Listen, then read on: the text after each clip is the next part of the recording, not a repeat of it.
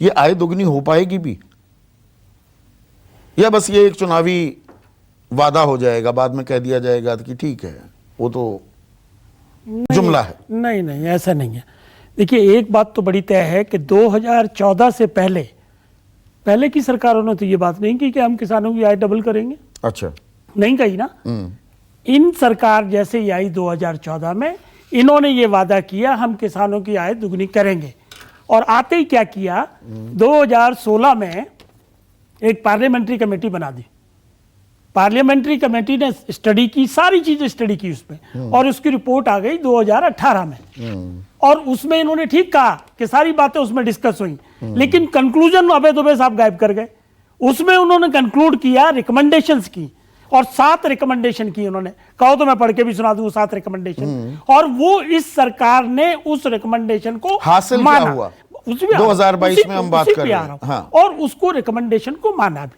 जैसे उसमें क्या था कि फसल के उत्पादन में बढ़ोतरी होनी चाहिए, इस तरह की 7 recommendation. It will take your time. और सरकार ने ईमानदारी से उस रिकमेंडेशन को मान लिया। जैसे स्वामीनाथन आयोग की रिकमेंडेशंस को माना, पार्टली माना, ऐसे पार्टली माना। C2+50 की ताल ठोकते रहे। यूज किया कि पार्टली माना। C2+50 का भ्रम फैलाया गया लगातार कि C2+50 दे दिया जी, लागत पर 50% मिलेगा किसान को। कभी नहीं कहा गया। ये कहा गया कि पार्टली रिकमेंडेशंस मानी गई, क्योंकि पिछली सरकार चलिए ये मानते हैं ना। 2 चीजें हो गई। सुप्रीम कोर्ट के आप लॉयर हैं, सुप्रीम कोर्ट में ये हलफनामा 8 फरवरी 2015 बिल्कुल ठीक कहा गया जी अर्थव्यवस्था गड़बड़ आ जाएगी। क्यों नहीं कहा जाएगा? सही स्थिति बताई नहीं, आप सिफारिशों की बात कर रहे थे। सिफारिश दी स्वामीनाथन आयोग की, सबसे मुख्य सिफारिश जो है वो लागू हुई आज तक। हमने क्या कहा कि कुछ रिकमेंडेशन गवर्नमेंट ने मानी। हमने 2 चीजें कही।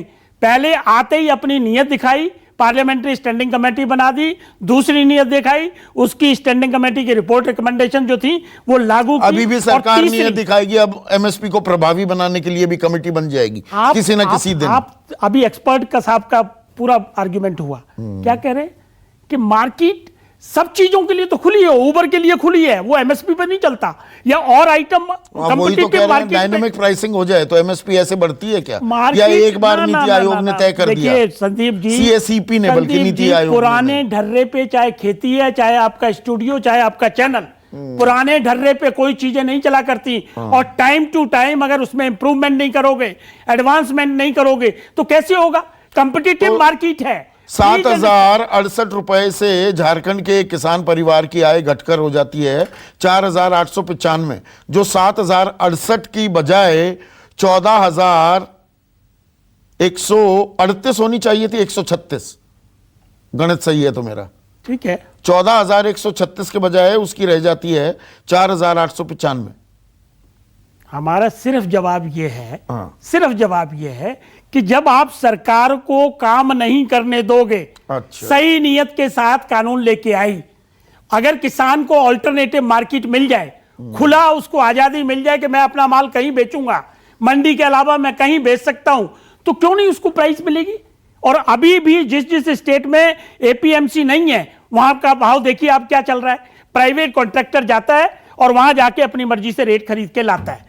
तो जैसे बिहार में जहां आप कभी मजबूत हुआ करते थे, दूसरी है। 42,000 रुपए सालाना आय है, 3,500 रुपए महीना। हर स्टेट की वहां एपीएमसी हटाई 2005 में। आपने एपीएमसी का जिक्र किया। प्लीज, हर स्टेट की अलग अलग स्थिति होती है। पंजाब की अलग है, यूपी की अलग है, वहां की अलग है। देखिए किसान धान, वहां पे गेहूं नहीं होता बिहार में। हम ये कह रहे हैं कि ये आप मान लीजिए कि किसानों की आय डबल नहीं हुई है, लेकिन इसके साथ साथ यह भी मानना पड़ेगा कि इस सरकार ने पूरी ईमानदारी, कारोबारियों की आय डबल हो रही होगी। एक्सपोर्ट जो कर रहे हैं वो कारोबारी करेंगे। खोलने नहीं दोगे, सरकार को ब्लैकमेल करके कानून वापस करवा लोगे, सरकारों को प्रयास पे रोक लगा दोगे, और दूसरे तरफ से कहोगे कि जी आय दोगुनी क्यों नहीं की जी आपने?